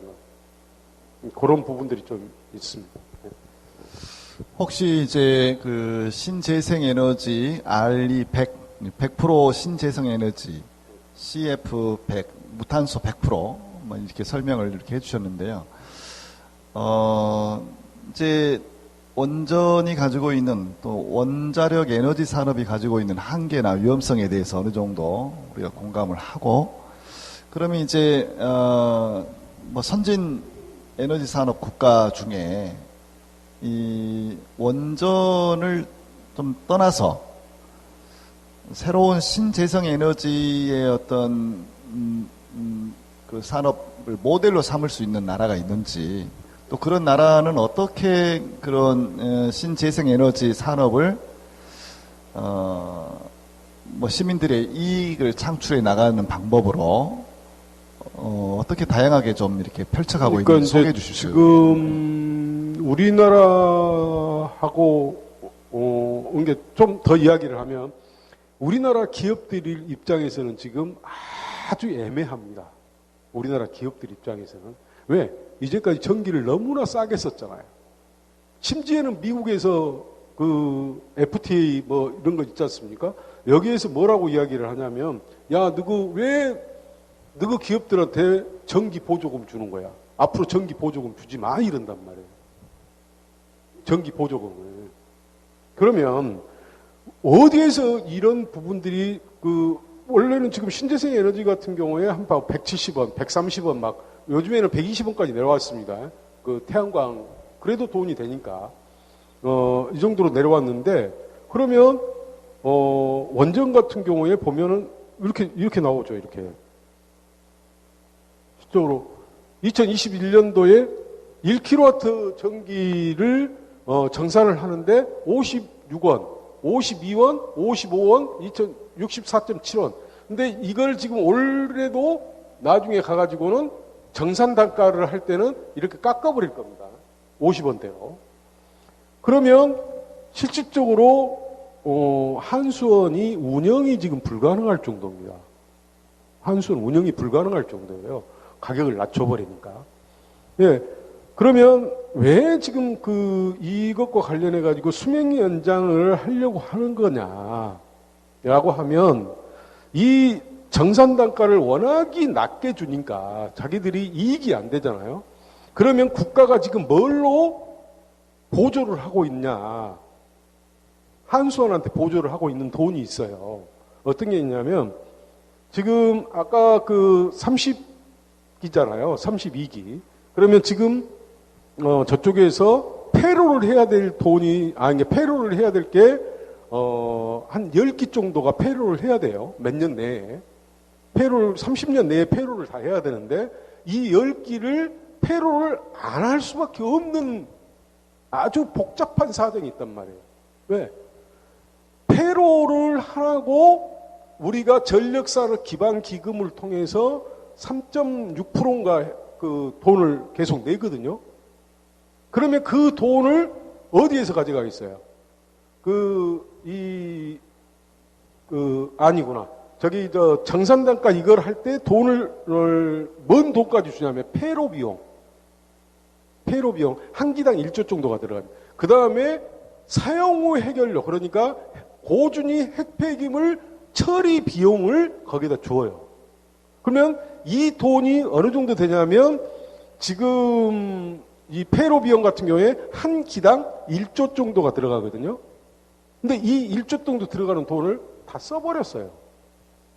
신규 건설하는데. 이자 한 푼 안 내고 지금 그걸 쓰고 있는 겁니다. 한수원이. 근데 어째요? 당장에 이제 폐로를 하게 되면 여기서 돈 나와야 될 것이 안 나오고 사용 후 해결료 같은 경우에도 지금 한 22조 정도 걷어져 있거든요. 22조 정도 걷어져 있는데 120조에서 150조 정도가 들어간답니다. 고준위 핵폐기물 최종 처분까지를 하려면. 근데 지금 이 돈도 20조밖에 걷어져 있지 않아요. 그리고 이것도 지금 윤석열 정부에서 용기 만드는 사업을 두산중공업에다 주려고 그러면 그 돈이 어느 정도 되냐면 14조 정도를 써버렸다는 이야기입니다. 그러면 22조에서 14조 쪄버리면 어때요? 나중에 여기에서 엄청나게 이제 이 폐로 비용, 그 다음에 고준위 핵폐기물 처분 비용을 만들어야 될 거 아니에요. 그러게 되면 실질적으로 저게 70원, 80원, 90원으로 올라가 버릴 수 있죠. 그럴 거 아니겠습니까? 그래서 수명 연장을 하게 되면 그것을 늦출 수 있잖아요. 그래서 지금 저 사람들이 아주 지금 복잡한 거예요. 정부 차원에서는 전기요금이 올라가면 안 되고 산업계는 마찬가지로 요금으로 이제까지 자기들이 돈을 벌었는데 자기들 솔직히 말해서 수십조, 수백조 다 벌고 있는 그것이 전기요금에서 깎여져 가지고 지금 그렇게 된 거란 말이에요. 그래서 굉장히 물론 다른 부분들도 있겠죠. 그렇지만 전기요금을 전 세계에서 제일로 싸게 쓰는 나라가 우리나라입니다. 그래서 기업들이 그렇게 많은 돈을 벌었던 거예요, 이제까지. 이런 것들이 좀 있고 그렇습니다. 그래서 실적으로 이제 굉장히 조금 문제가 있는. 그래서 대기업 중심의 산업이고 너무 싸다. 이런 부분들에 대한 말씀을 좀 드려드렸습니다. 예, 질문해 주신 수연님 말씀에 재생에너지가 중요하다는 것에 대해서는 많은 부분 공감이 이제 되고 있고요. 재생에너지를 실제 한국에서도 그 산업을 이렇게 확대하고 또 이전 정권 같은 경우는 재생에너지 대표적으로 태양광 에너지에 대해서 많이 지원 사업도 있었고 그랬습니다. 그러나 이제 정권의 기조가 바뀌니까 이게 이제 들은 바에 의해서는 이 윤 정권이 들어서자마자 가장 먼저 감사원에서 감사한 대상이 어디입니까? 태양광 산업이었으니까요. 그래서 이제 재생에너지를 하고 있다는 사실은 우리가 알고 있고요. 다만 그것을 계속 뭐랄까 좀 더 강조하고 또 정부 차원에서 정책적으로 지원을 해 나가는 것은 별개의 문제라고 봅니다. 그렇게 보고요. 이제 화면에 보시면은 선진 에너지 산업 모델로 독일을 메모를 해놨는데, 독일 같은 경우는 지자체에 이제 선거에 나오는 후보들이 공약을 내겁니다. 그래서 우리 지역의 이제 경제 발전을 위해서 이런 일들을 하겠습니다. 근데 에너지 정책을 정책을 내놨어요. 그 중에 하나가 아마 이제 많이 들어보셨을 겁니다. 협동조합을 이용해서 마을 지역 주민들이 전기를 태양광으로 이렇게 만들어서 공짜로 전기를 쓰고 남는 전기를 팔아서 수익을 낼 수 있는 그런 정책을 이제 내놓은 그런 분들이 이제 국회의원이 되고 지자체 단체장이 됐다 이 말입니다. 근데 왜 어떻게 이제 그렇게 할 수 있느냐 하면 먼저 그 사업을 시작할 자금이 없으니까 저리로 혹은 무이자로 대출을 받는 거예요. 그래서 그런 걸 정책적으로 만들어서 지원금을 받아가지고 설비를 투자해가지고요. 몇 년 안에 그걸 갚아가는 것이죠. 그런 방법들이 이미 독일에서 또 여기 나옵니다. 그 메르켈 총리, 여성 총리가 독일 총리가 있지 않습니까? 그 총리는 독일에 그 국가적으로 탈원전을 선언을 했지 않습니까? 그렇게 해서 재생에너지 쪽으로 가닥을 잡고 계속 그 후임자도 이렇게 이제 정책을 이어가고 있기 때문에 아주 선진적인 모델이라고 우리가 생각을 해볼 수 있는 것이죠.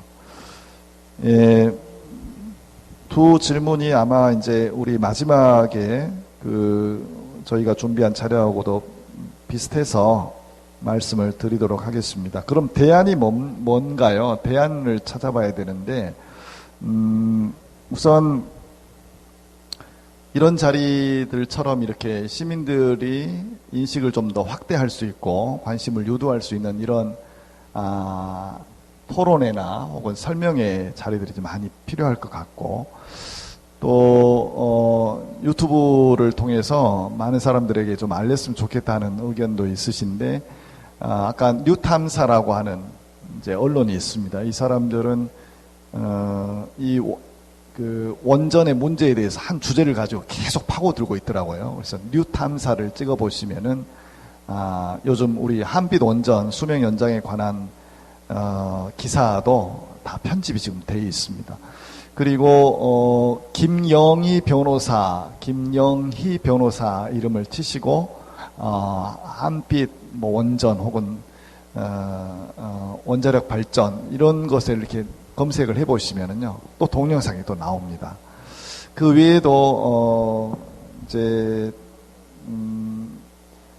한빛 원전 공청회 이렇게 이제 검색만 하셔도 최근에 우리 지역에서 4개 군, 전라북도 2개 군, 6개 군이 지금 어떤 일을 하고 있는가도 지금 영상으로 나와 있습니다. 다만 중앙방송, 전국방송을 타지 않았을 뿐이죠. 지역의 MBC, KBS에서는 계속 보도를 하고 있기 때문에 KBS, MBC 검색하시고 한빛 원전을 치시면 다 나오게 돼 있습니다. 그리고 이제 교회가 지금 또 무엇을 하고 있는가 소개해드리자면, 광주교구 이제 정의평화위원회 정평회에서 저는 정평위원은 아니지만 이 한빛 원전 수명 연장의 문제에 어떻게 대응할 것인가 해서 대응팀을 부랴부랴 꾸렸습니다. 그래서 정평 모임 안에 대응팀이 지금 만들어져 가지고 그 대응팀에서 한수원에 보낸 질문이 있습니다. 이 질문을 보낸 이유는 우리 교구민들이 알아야 될 권리가 있으니까 우리 교구민들 신자들이 알 수 있게끔 당신들이 이걸 왜 하고 또 무엇을 위해서 하고 또 이러이러한 문제 제기가 있는 것에 대해서 어떻게 응답할 것인가 하는 이런 질문을 보냈는데요. 깜깜무소식입니다. 우리가 문자 보내면 답 안 하면 뭐라 하죠? 씹는다 하죠. 씹고 있습니다. 그래서 지금 거의 대화가 되질 않습니다. 이제 2차 공청회를 또 준비하기 위해서 영광군의 해당 관계자에게 이제 접근을 했는데 또 영광군의 또 뭐 번영회 같은 이런 단체를 꼬드겨 가지고 공청회를 빨리 유치해 달라 하는 그런 사람들을 좀 보내고 있습니다. 이렇게 훤히 보이는 이런 잘못된 그 짓을 하고 있어서 그냥 가만히 보고 있을 수는 없는 일 같고요. 그 외에도 이제 환경단체나 교회에 이제 함께 모여서 우리가 고민하고 있는 것들 중에 하나는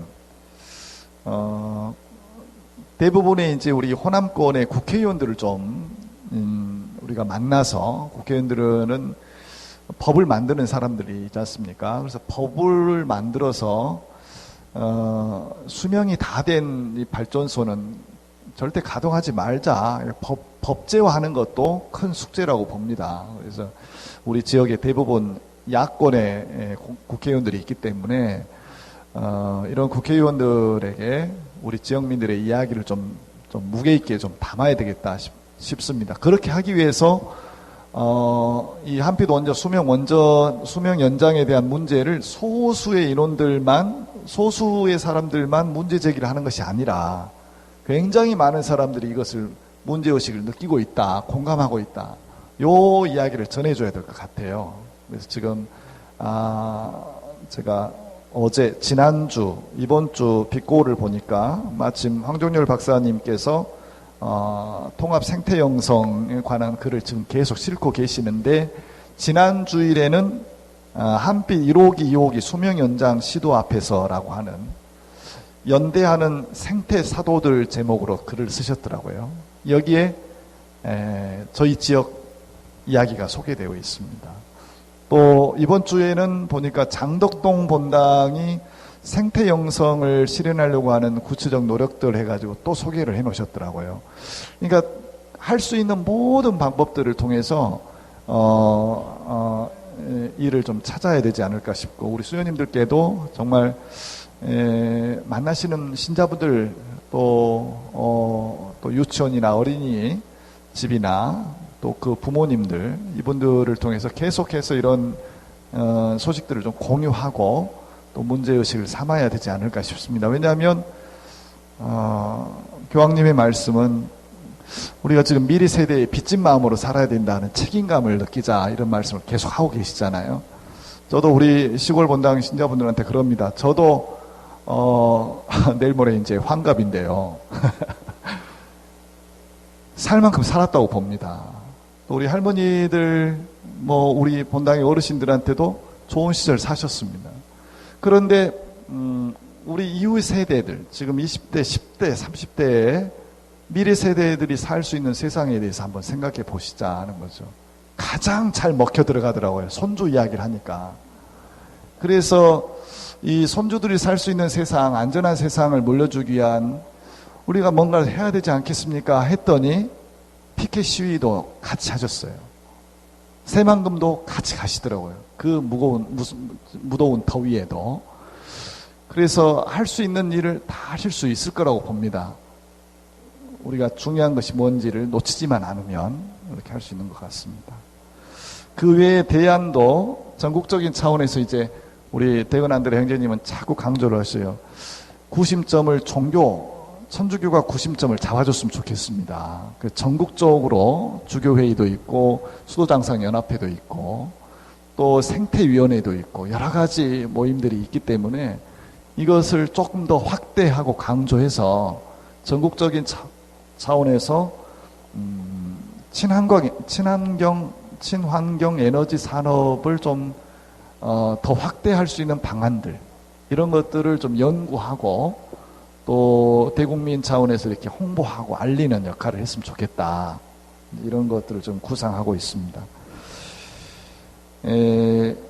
그래도 못다 하신 말씀 있으시면 마지막 한 5분 정도 해주십시오. 그 도대체 뭐가 그렇게 위험한데 이렇게 생각하실 수 있을 것 같아요. 근데 어떤 게 있냐면 이 방사능이라는 것은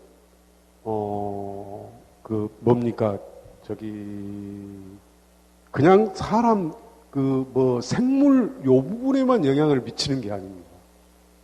실질적으로 쇠라든가 이런 데도 영향을 미치거든요. 그러면은 이게 이제 제가 진짜 그림을 그려야 되는데 그림을 잘못 그렸습니다. 이게 원자로고 전기 발생기, 가압기, 냉각제 펌프 이렇습니다. 그러면 아까 이야기했던 지진이라든가 이런 것들로 해서 이런 것들이 끊어지면 어떻게 되겠어요? 여기에 물이 새게 되면 이게 150기압이 흐르기 때문에 150기압은 어떤 거냐면 그냥 150기압이면 우리가 저기 있잖아요. 그 프로판가스 쓰는 거 그거 3기압밖에 안 되거든요. 근데 그거 터지면 어떻게 돼요? 난리 나부잖아요. 그 다음에 가옥 한 채 정도는 끝나버리지 않습니까? 그리고 산소통이라 해가지고 10% 통에 들어있는 키가 한 요 정도로 되는 것이 있습니다. 이것 같은 경우에는 웬만한 건물 하나는 날려버리잖아요. 근데 그것이 10기압밖에 안 됩니다. 근데 이것 같은 경우는 150기압이 그러거든요. 그래서 이게 문제가 되는데 이 방사능이라는 것이 이 원자로에도 영향을 미치는 거예요. 계속 이 핵 분열을 하면서 중성자를 가격하게 될 거고 그 중성자가 이 쇠도 그 원자로에 있는 쇠도 영향을 주는 거죠. 그 다음에 마찬가지 배관도 문제가 될 수 있고 그렇게 됐을 때에 이제 나중에 지진이라든가 여러 가지로 해서 이게 문제가 되면 어째야 돼요? 비상 노심 냉각수를 집어넣어야 됩니다. 노심을 시켜야 될 거 아니에요? 그러기 위해서는 노심 냉각수를 집어넣어. 저기 일본이 냉각수를 못 집어넣어가지고 거의 폭발해버린 거 아니에요? 그래서 이게 있는데 그러면 이 비상 노심 냉각수를 넣더라도 어째야 돼요? 이 원자로는 튼튼해야 될 거 아니겠습니까? 40년 동안이나 저걸 받았어요. 방사능 중성자가 가격이 됐단 말이에요. 그 다음에 열도 100도에서 물이 끓는데 이것은 가압 경수로라 해가지고 320도에서 물이 끓습니다. 그러니까 열도 높아져. 그러면 열과 방사능이 이걸 약하게 만들어 버리는데 이게 처음에는 영하 52도에서 깨지도록 되어 있습니다. 영하 52도. 근데 방사능을 계속 맞게 되면 이것이 점점 올라가요. 근데 2003년도에 제가 자료를 받아놓고 보니까 2003년도에 56.2도 정도 영상으로 올라와 있습니다. 그러면 일본 같은 경우 98도 정도면 발전소를 중지해야 된다고 하는데 우리나라는 120도 정도를 하고 있거든요. 이게 됐는데 이게 찬물이 들어갔을 때 이것이 깨져버릴 수 있기 때문에 그러는 겁니다. 이것이 원자로가 굉장히 뜨거운 상태잖아요. 근데 찬물을 집어넣으면 어떻게 돼요? 탁 깨져버리잖아요. 이러듯이 마찬가지로 이런 현상 때문에 그러는데 이것을 그리고 이런 그 배관들이나 이런 것들도 마찬가지일 거 아니겠습니까? 그래서 경련열호라고 그러는데 이런 내용들로 해서 노원전 같은 경우에는 위험하다. 그러니 수명리 연장을 하지 마라. 그 다음에 특히나 극한 재해가 일어났을 때에 이 부분에 문제가 있을 수 있기 때문에 하지 마라 라고 하는 부분인 겁니다. 수명 연장을 못하게 하는 근본적인 이유가 이런 것들 때문에. 네. 네, 시간이 한 8분 지났습니다. 그 무거운 주제를 가지고 수혜님들 정말 어떻게 들으셨는지 모르겠습니다만 마음이 또 가볍진 않으시죠. 무거운 주제만큼 마음도 아마 무거우실 텐데 제가 이제 강의라고 하기는 그렇고 이걸 우리는 좀 알려야 되겠다 하는 이제 그 사명감을 가지고 저희 둘이 몇 차례 만났습니다. 그래서 커피도 마시면서 영광에 오시면은 샬레 카페를 찾으시면요, 안젤라 자매님이 저 잘 커피를 맛있게 내리시거든요. 카페직이세요. 예, 같이 의논하면서 너무나 무겁고 너무나 다양한 내용들이 있기 때문에 이걸 다 말씀드릴 수 없어서 이런 질문을 할 테니까 답변을 좀 해주십시오. 그래서 이제 답변을 좀 또 준비하고 줄였습니다. 어떻게 이제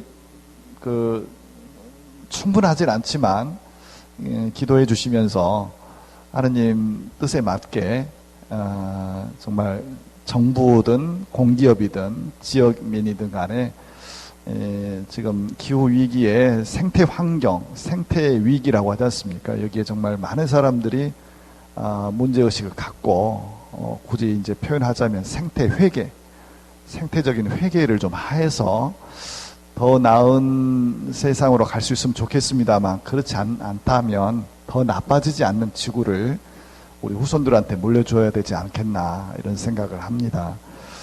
혹시 이 2시간 동안 들으시면서 우리 수녀님들 마음속에 이렇게 막 떠오르는 예수님의 어떤 가르침이 있으신가요?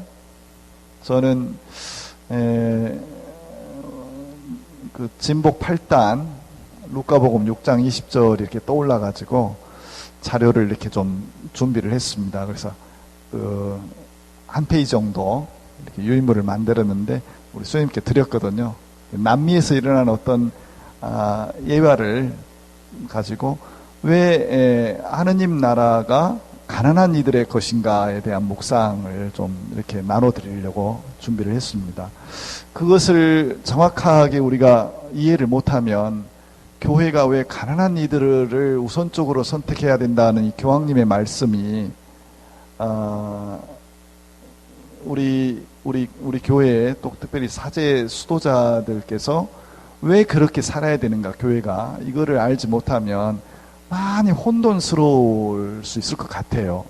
왜냐하면 저도 텔레비전 유튜브를 많이 접하기 때문에요, 이런 그 홍보 매체가 저를 자꾸 혼란스럽게 만들더라고요. 이것이 맞나? 이게 바른 것인가? 이렇게 헷갈리게 만들 때가 있습니다. 그래서 교회가 그 수익이 되고 돈이 된다는데 그거 손 잡자 하는 유혹이 생길 수도 있습니다. 그거 좋은 산업 아니야? 전기 만든다는데 그거 괜찮은 거 아니야? 헷갈릴 때가 있습니다. 그럴 때마다 이 복음이 우리를 이렇게 기준을 잡아줘야 될 것 같은데요. 루카복음 6장 20절에 그 진복 8단, 이 하느님 나라가 왜 가난한 이들의 것이어야 되고 또 교회는 왜 그 가난한 이들을 우선적으로 선택해야 될 수밖에 없는가, 요거를 정말 좀 고민을 계속해야 되겠다 하는 생각 때문에 그 자료를 준비해 드렸습니다.